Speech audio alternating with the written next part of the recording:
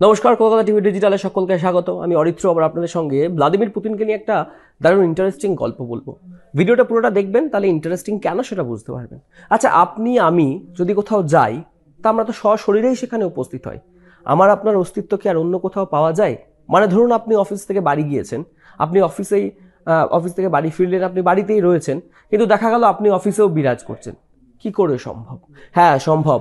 রাশিয়ার president Vladimir পুতিনের ক্ষেত্রে একটি বিশেষ রিপোর্টে বা একটি তদন্তে অভিযোগ করা হচ্ছে যে রাশিয়ার প্রেসিডেন্ট ভ্লাদিমির পুতিন যখন জনগণের সামনে উপস্থিত হন, সেই সময় নিজের প্রকৃত অবস্থান গোপন করার জন্য তিনটি প্রায় একই রকম দেখতে অফিস ব্যবহার করেন। ঠিক কীরকম জানা যাচ্ছে, যেটা উঠে আসছে যে পুতিন কমপক্ষে তিনটি প্রায় অভিন্ন অফিসে তাকে দেখা গিয়েছে। এই অফিসগুলি মস্কোর কাছে নোভিয়োগারিয়োভো, কৃষ্ণ সাগরের উপকূলে সোচি এবং মস্কো থেকে প্রায় 250 মাইল উত্তর পশ্চিমে ভালদাইয়ের সুরক্ষিত বাসভবনে রয়েছে। 700টিরও বেশি ভিডিও অ্যানালাইসিস করে বোঝা গেছে এই বিষয়টা, এবং গবেষকরা বলছেন ক্রেমলিন থেকে প্রকাশিত 700টিরও বেশি ভিডিও বিশ্লেষণ করে তারা দেখেছেন যে একটি ভিডিওতে পুতিন নোভো ওগারিয়োভোতে রয়েছেন বলে দাবি করা হচ্ছে, আসলে তিনি উপস্থিত রয়েছেন ভালদাইতে। একই সঙ্গে বহু স্থানে এরকম একটা বিষয় উঠে এসছে।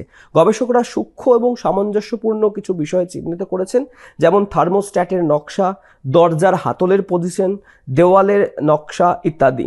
এবং পুতিনের একটা ভ্রমণ নথি থেকেও এরকম তথ্য আসছে যে ক্রেমলিনের ক্যাপশনে যখন বলা হয়েছে পুতিন মস্কোর কাছে আছেন, তখন আসলে তিনি সোচি এবং ভালদাইতে আছেন। অর্থাৎ এই যে তিনটে অফিসের মধ্যে একটা কনফিউজিং সৃষ্টি হয়েছে সাধারণ মানুষের কাছে।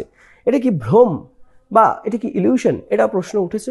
কেন পুতিন এই ধরনের সাধনা করে থাকেন সেটার বিষয়েও কিন্তু জানা যাচ্ছে যে অন্যকে বিভ্রান্ত করতে কেন এটা করেন তিনি। পুতিনের একই সময় একাধিক জায়গায় থাকার তথ্য এবং তার বিভিন্ন অফিসগুলি স্বয়ং পুতিনকে এবং ক্রেমলিনকে নিরাপত্তা গোপনীয়তায় মুড়ে রাখার একটা কৌশল বলতে পারেন, সিকিউরিটি প্রোটোকল বা সিকিউরিটি স্ট্র্যাটেজি এটা।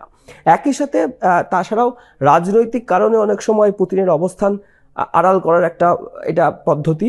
ফলে মানুষের মধ্যে এমন একটা ধারণা তৈরি হয় যে তিনি সরকারি বাসভবন, কৃষ্ণ সাগরের অবকাশ যাপন কেন্দ্র বা নির্জন ভালদাই কম্পাউন্ড যেখানেই থাকুক না কেন, ক্ষমতায় স্থিতিশীলতা তার বজায় থাকছে। অর্থাৎ বুঝতে পারলেন কেন এই তিনটে অফিসের একটা কনফিউশনের সৃষ্টি হয়? সবটাই কিন্তু তার সিকিউরিটি স্ট্র্যাটেজির জন্যই করা হয়ে থাকে।